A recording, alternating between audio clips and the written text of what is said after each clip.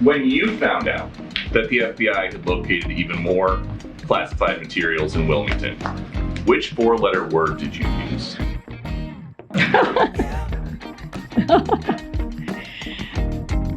Oh my goodness, Peter. Cause my heart to race. Girl, you're looking like $1 million. This is, let's say, one last dance, right? I don't know how I'm going to fill my dance card now. How will I fill that void without you? You tell me. You tell me.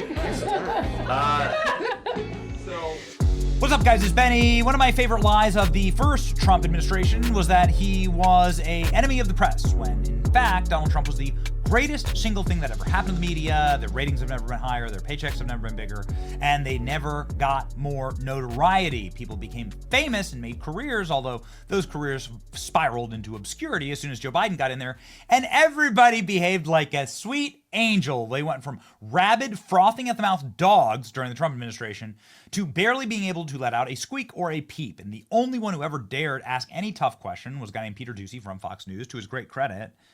Joe Biden, of course, couldn't stand even just the remotest of brushes with actual honest questioning, and called Peter Doocy a stupid son of a bitch. Will you take these questions on inflation tax? Do you think inflation is a political liability? That's a great asset. More inflation. What a stupid son of a bitch. Enemy of the press, enemy of the press, enemy of the media, enemy of the people. Peter Doocy has had some legendary interactions with the Biden White House and may have just asked his last question during the closing briefing for Cringe Jean-Pierre, a character that I'm not looking forward to retiring from our repertoire, but, well, ladies and gentlemen, this is one for the ages. Cringe Jean-Pierre had a somewhat sexual back and forth with Peter Doocy to the point that he actually blushes and got called out by the entire press room for blushing, turning red, which he actually technically does when Cringe Jean-Pierre says, how will she ever find another man to fill her void like this? Like Peter did. So, well, I guess Peter getting the Peter treatment here live in his final question. This is not how I thought it was going to end. Here we go. Thank you, Karine.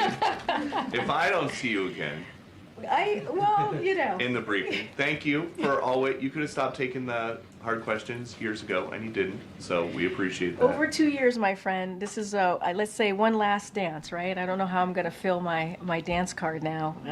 How will I fill that void without you? You tell me. You tell me.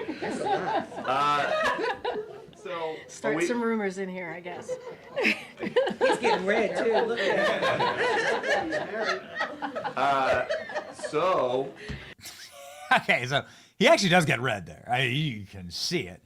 And then you can see this dude, the bespectacled dude, is named Ed O'Keefe. You can see like him going like, whoa, like, oh, okay, this is the most interesting thing I've heard in 4 years from the White House press dais. Peter Doocy kind of caught off guard by the funny joke there. Obviously, Cringe Jean-Pierre's the worst press secretary in American history, but I mean, we'll give him this one. This was kind of fun.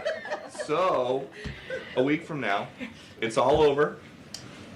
Yes. Between next Monday and 2028. 2028? Who's the leader of the Democratic Party? Oh my goodness, wow. That is, honestly, that is for people much smarter than I to make that assessment, that decision.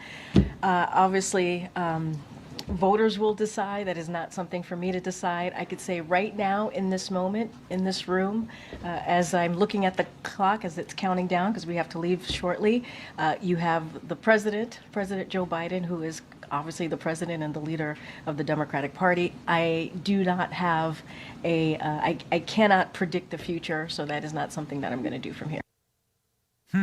Well, okay. The question was about as pointless of an answer as Cringe has ever given.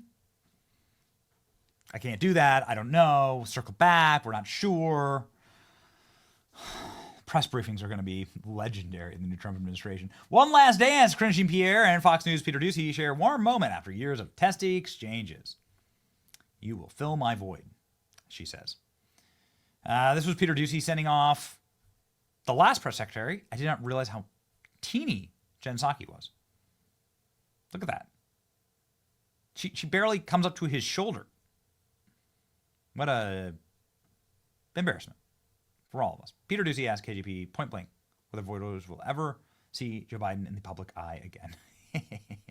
There have been a lot of really, really good interactions with Peter Doocy and Karine Jean-Pierre. We actually put together a compilation for you, ladies and gentlemen, set to music, in fact.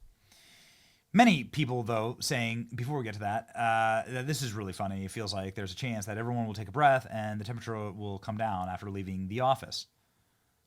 And we're going to miss these battles. It was funny. One last dance. Reporters, ooh, you tell me. Start some rumors here. He's getting red. Look at him. It's funny because he did get red. He did get red. Well, ladies and gentlemen, here we go.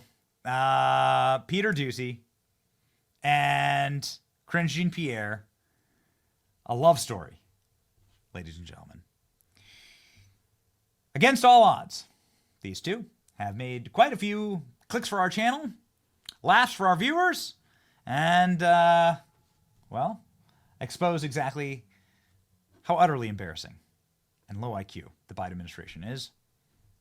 We'll miss it a little bit. But on to new and better things. Here's your in memoriam of Karine Jean-Pierre and Peter Doocy. Hi. If I don't see you again in the break room, thank you. Let's say one last dance, right? I don't know how I'm going to fill my dance card now. How will I fill that void without you? When you found out that the FBI had located even more classified materials in Wilmington, which four-letter word did you use? Oh my goodness, Peter. Since when does the vice president have what sounds like a southern accent? I have no idea what you're talking about. That a majority of Americans outside of this building are not buying it. So here's the thing. You have to build a border wall, but you don't think that it's going to work. Then once it's done, are you just going to tear it down? I'm not getting into hypotheticals. And why is he saying that his uncle was eaten by cannibals? That is a bad way to go. He lost his life. It's not, look, I'm not, we should not make jokes about It's this. not. Wait. President Biden said that his uncle was eaten by cannibals. I mean, your last line is for a laugh. It's for a funny statement. And he takes this very seriously. His uncle, who served and protected this country, lost his life serving. And that should matter. You tell me. You tell me. Start some rumors in here, yes. He's getting red too. Look at So, a week from now, it's all over. Yes. Between next Monday and 2028. Wait.